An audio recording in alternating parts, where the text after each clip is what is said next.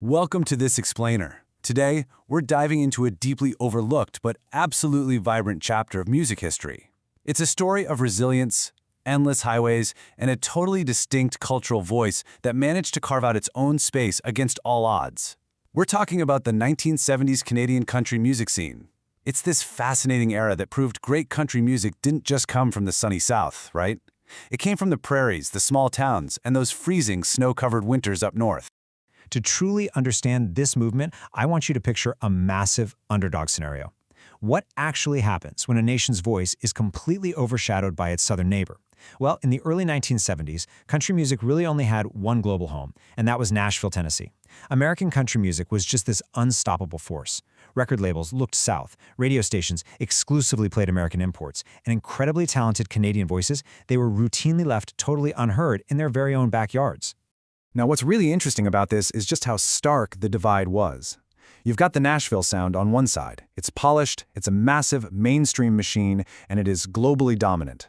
And then you have the Canadian reality.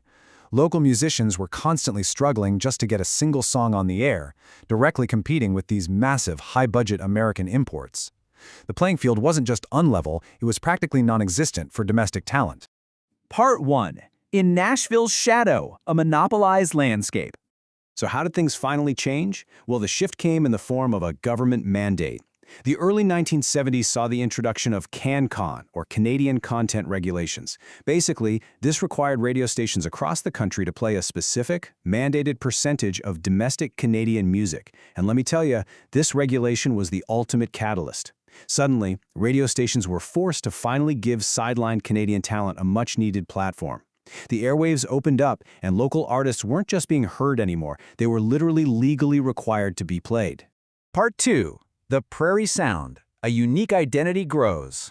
This new Canadian country music absolutely wasn't trying to be Nashville. It was raw, leaning heavily into this folk-influenced authenticity. I mean, you try singing about sunshine and sweet tea during a Saskatchewan blizzard, right? The sound was literally shaped by the geography.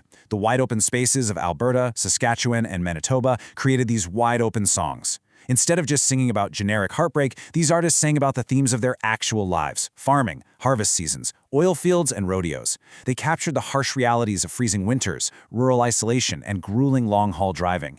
It was a grounded, lived-in sound that resonated deeply, mainly because people were finally hearing their own realities reflected in the music. Part 3. Voices of an Era, the Golden Pioneers. Okay, let's dive into this with one of the era's biggest icons, Stompin' Tom Connors.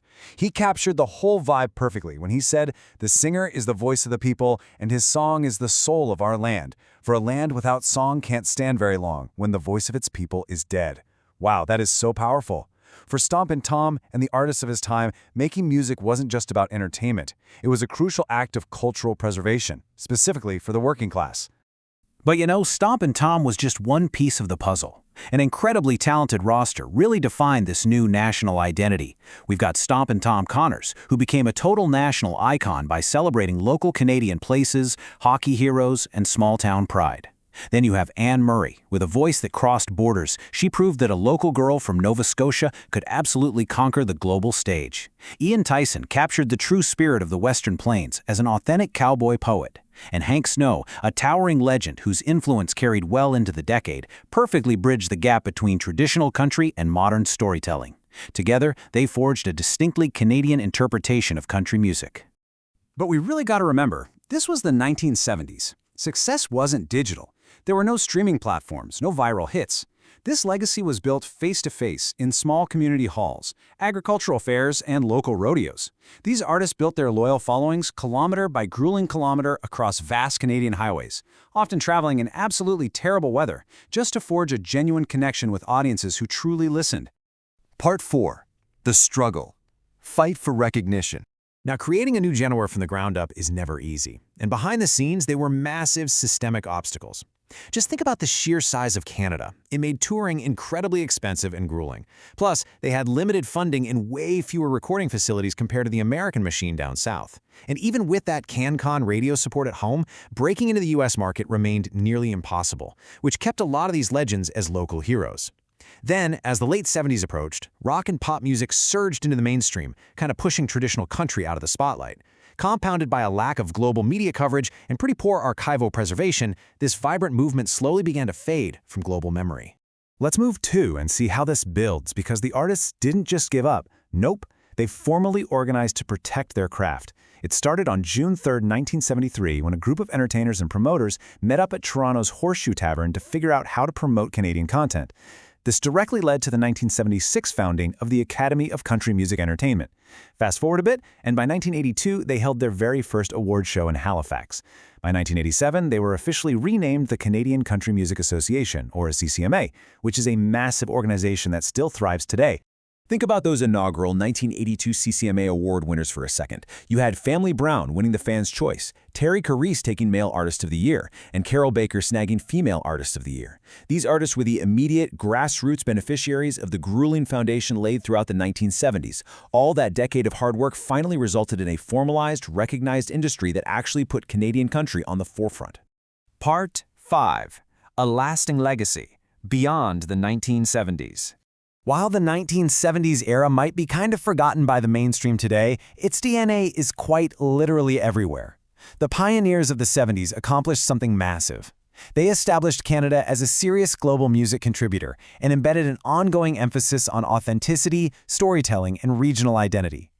And because of the infrastructure and the cultural acceptance they fought so hard for, they completely paved the way for the explosive global success of future superstars in the 90s and 2000s, artists like multiple-time CCMA winners Shania Twain and Paul Brand.